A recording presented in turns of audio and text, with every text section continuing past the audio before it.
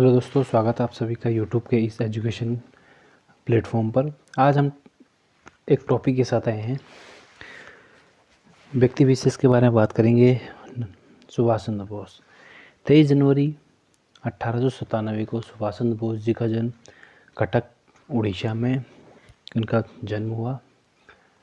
कटक के बारे में बात करते हैं तो राष्ट्रीय चावल अनुसंधान संस्थान यहीं पर है, कटक उड़ीसा में। सुभाष चंद्र बोस जी के माता का नाम प्रभावती तथा पिता का नाम जानकी बोस।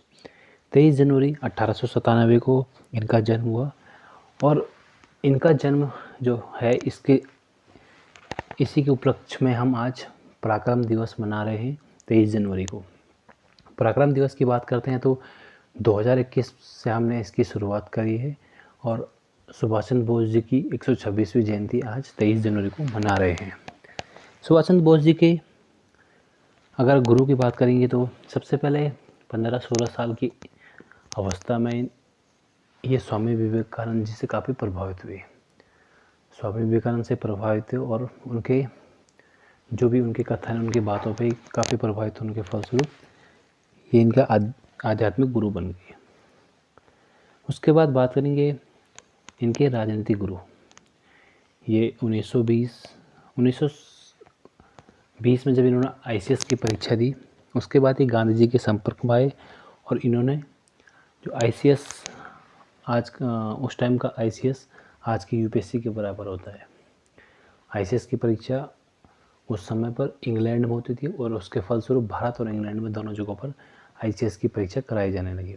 तो सुभाष चंद्र जी 1920 में जो ICS उन्होंने एग्ज़ाम दिया उसमें चौथी रैंक हासिल करी और उसके बाद इन्होंने ICS की परीक्षा उत्तीर्ण करने के फलस्वरूप कुछ टाइम तक उन्होंने उसके बाद ICS गांधी जी की जब भी संपर्क में आए तो 1921 में इन्होंने ICS की परीक्षा को छोड़ दिया। उसके बाद ये राजनीति की तरफ अग्रसर हुए। तो राजनीतिक गुरु एक सीआर दास से प्रभावित हुए, चित्तरंजन दास जिनका पूरा नाम है, और इन्हें देश बंधु के नाम से जाना जाता है सीआर दास जी को। सीआर दास जी वही हैं जो मोतीलाल नेहरू जी के साथ 1923 में स्वराज पार्टी का गठन करेंगे। ठीक है। इसके बाद बात करेंगे 1920 में जैसे ही गांधी जी से संपर्क हुआ इनका तो 1938 में ये हरिपुरा जो आज के गुजरात में पड़ता है उसके अधिवेशन की अध्यक्षता इनको मौका मिलता है। 1885 में कांग्रेस की स्थापना होती है तो कांग्रेस के अधिवेशन हर साल चलते रहते हैं। तो 1938 का टाइम पीरियड सुभाष चंद्र बोस जी को अधिवेशन की अध्यक्षता का मौका मिलेगा। उसके बाद 1939 में एक अधिवेशन और होता है, त्रिपुरी अधिवेशन। यह अधिवेशन थोड़ा विवादों से घिर जाता है। होता क्या है कि 1938 में जब सुभाष चंद्र बोस जी अधिवेशन की अध्यक्षता करते हैं तो ये एक वक्तव्य बोलते हैं कि हमें सेना का गठन करना चाहिए। तो गांधी जी अहिंसा के पुजारी उनके रूप में हम इनको जानते हैं, तो उनको लगता है कि सेना का तात्पर्य वो हिंसा से ले रहे हैं और इसीलिए गांधी जी सुभाष चंद्र जी से थोड़ा उनका विवाद होता है। तो फलस्वरूप 1939 का जो अधिवेशन होता है त्रिपुरी, उस अधिवेशन में सुभाष चंद्र बोस जी इलेक्शन में भाग लेते हैं और गांधी जी इस अधिवेशन के चुनाव के टाइम पर एक वक्तव्य देते हैं कि कहते हैं कि अगर मेरी हार हुई, क्योंकि गांधी जी इस अधिवेशन में खुद न उठकर पटाभी सीतारामैया को अधिवेशन के लिए उठाएंगे और क्या होता है कि पटाभी सीतारामैया हार जाते हैं और सुभाष चंद्र बोस जी जीत जाते हैं, जिस कारण 39 अधिवेशन की अध्यक्षता का मौका सुभाष चंद्र बोस जी को प्राप्त होता है। फिर गांधी जी स्टेटमेंट देते कि ये मेरी हार होगी और इस कारण क्या होता है कि जो एक समिति रहती है इनकी 14 लोगों की, उसमें से क्या होता है 12 लोग इसके साथ ही इस्तीफा दे देते हैं इस समिति से और 2 ही लोग बचते हैं जो इस समिति में रहते हैं। तो फिर उसके फलस्वरूप क्या होता है कि सुभाष चंद्र बोस जी अधिवेशन की अध्यक्षता से इस्तीफा दे देते हैं और उसके बाद सुभाष चंद्र बोस जी का टाइम एक टर्निंग पीरियड आता है उनका टाइम में। ये 1939 में फॉरवर्ड ब्लॉक की स्थापना करेंगे। उसके बाद फॉरवर्ड ब्लॉक की स्थापना होगी और उसके बाद सुभाष चंद्र बोस जी धीरे धीरे उनका एक भारत के स्वतंत्रता के लिए काफ़ी निर्णय लेते हैं वो, काफ़ी ऐसे कि जो जिससे भारत को फ़ायदा हो। तो क्या होता है कि सबसे पहले जो INA होती है, INA एक ऐसा संगठन है। सबसे पहले INA के बारे में बात करते हैं तो INA की जो स्थापना होती है, जो INA की स्थापना का श्रेय जाता है कैप्टन मोहन सिंह को। कैप्टन मोहन सिंह INA की स्थापना कर लेते हैं। फिर उसके बाद क्या होता है कि INA की कमान उसके बाद रास बिहारी बोस को प्राप्त होती है। रास बिहारी बोस INA को संचालन करते हैं। उसके बाद उसके बाद INA का जो पुनर्गठन की बात करेंगे तो सुभाष चंद्र बोस जी INA का पुनर्गठन करते हैं। तो होता क्या है कि जब ये INA का पुनर्गठन करते हैं तो यहाँ पर क्या होता है कि गांधी ये कुछ ब्रिगेड बनाने की बात करते हैं। तो उनमें से इम्पोर्टेंट होता है एक गांधी ब्रिगेड, एक होता है रानी ब्रिगेड, एक नेहरू ब्रिगेड और एक सुभाष ब्रिगेड। इतनी ब्रिगेडों की स्थापना इनके द्वारा की जाती है। तो ये इतनी ब्रिगेडों की स्थापना इनके द्वारा की जाती है। और जो रानी ब्रिगेड है ये डॉक्टर लक्ष्मी सहगल को इसकी कमान प्राप्त होती है।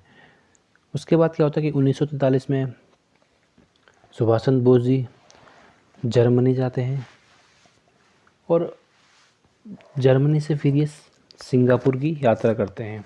तो जब जर्मनी से सिंगापुर पहुंचते हैं तो वहाँ पर जो INA के लोग होते हैं उनको ये प्रेरित करते हैं। वहीं पर एक वक्तव्य, एक सेंटेंस देते हैं ये, दिल्ली चलो और तुम मुझे खून दो और जय हिंद। काफ़ी नारे इनके फेमस रहते हैं। तो 1944 में INA को जो उनके जो सैनिक होते हैं उनको प्रेरित करने के लिए वो उनको एक स्टेटमेंट देंगे, दिल्ली चलो। उसके फलस्वरूप जय हिंद और ये सुभाष चंद्र बोस जी के नारे हैं। उसके बाद क्या होता है कि 1943 में जर्मनी से सिंगापुर पहुंचते हैं। फिर जापान का अंडमान निकोबार और सिंगापुर पे जापान का आधिपत्य हो जाता है, क्योंकि उस टाइम पे 1939 में सेकेंड वर्ल्ड वॉर चलता है। तो उस टाइम पर जापान पावरफुल बन चुका था। तो जैसे ही जापान के पास सिंगापुर अंडमान मिलता है तो अंडमान निकोबार को ये बोस जी को सौंप देते हैं जापान। फिर यहाँ पर ये अपने INA को पुनर्गठन करते हैं। उसके बाद ये काफ़ी प्रयत्न करते हैं। तो 6 जुलाई 1944 को आज़ाद हिंद रेडियो से सुभाष चंद्र बोस जी एक जो राष्ट्रपिता महात्मा गांधी जी हैं उनको वहाँ से एक संबोधन करते हैं कि राष्ट्रपिता महात्मा गांधी जी, आप हमें आज़ाद हिंद की लड़ाई में आप हमें आशीर्वाद और अपना समर्थन दें। तो बात करेंगे जो राष्ट्रपिता महात्मा गांधी जी को राष्ट्रपिता सुभाष चंद्र बोस के द्वारा ही कहा गया है, क्योंकि महात्मा गांधी जी को काफ़ी उपाधियाँ प्राप्त हुई। महात्मा की उपाधि थी, राष्ट्रपिता हुआ, इसके अलावा केसरी बहुत काफ़ी उपाधियाँ उनको और सार्जेंट कहा गया है। तो फिर इतनी चीज़ें इनको प्राप्त हुई। तो राष्ट्रपिता सुभाष चंद्र बोस जी के द्वारा ही कहा गया है और ऑल इंडिया रेडियो से यहाँ पर ये इस चीज़ को संबोधन कर रहे हैं। उसके बाद 18 अगस्त 1945 को क्या होता है कि इनका प्लेन क्रैश हो जाता है। ताइवान में इनकी मृत्यु हो जाती है और इनकी मृत्यु रहस्यमय मृत्यु कह सकता है, क्योंकि कुछ इनका पता नहीं चलता है कि क्योंकि ताइवान की जो वहाँ पर है वो कहते हैं कि हमारे यहाँ से कोई प्लेन नहीं हुआ और जापान से होता कि इनका प्लेन क्रैश हो गया। तो थोड़ा रहस्यमय इनकी मौत है। और भारत सरकार ने इस वर्ष सुभाष चंद्र बोस जी के सम्मान के लिए PM मोदी के द्वारा इंडिया गेट पर दिल्ली में सुभाष चंद्र बोस की एक 28 फीट की ऊंची प्रतिमा का अनावरण किया था और जिसके मूर्तिकार हैं अरुण योगीराज। और इसी आज जो पराक्रम दिवस आज हम मना रहे हैं, सुभाष चंद्र बोस जी के इस पराक्रम दिवस पर आपदा प्रबंधन पुरस्कार प्राप्त होते हैं। पराक्रम दिवस पर भारत सरकार के द्वारा सुभाष चंद्र बोस जी है आपदा प्रबंधन पुरस्कार की घोषणा की जाती है। और यह जो सम्मान या पुरस्कार है ये आपदा प्रबंधन के क्षेत्र में दिया जाता है। और आपदा के क्षेत्र में उन लोगों को प्राप्त होता है या उन संगठनों को प्राप्त होता है जिन्होंने एक अपना अमूल्य योगदान और निस्वार्थ भाव से सेवा करी है अपने देश के लिए। तो उनके इन उत्कृष्ट कार्यों के लिए यह सम्मान आज प्राप्त किया जाता है, प्रदान किया जाता है। और दूसरा, सुभाष चंद्र बोस जी ने हमारे देश के लिए जो भी अविश्वसनीय या अमूल्य जो भी योगदान दिया है, उसी के सम्मान में हम पराक्रम दिवस मना रहे हैं। और आज 126वीं जयंती है 2023 में, और पराक्रम दिवस आज हम मना रहे हैं।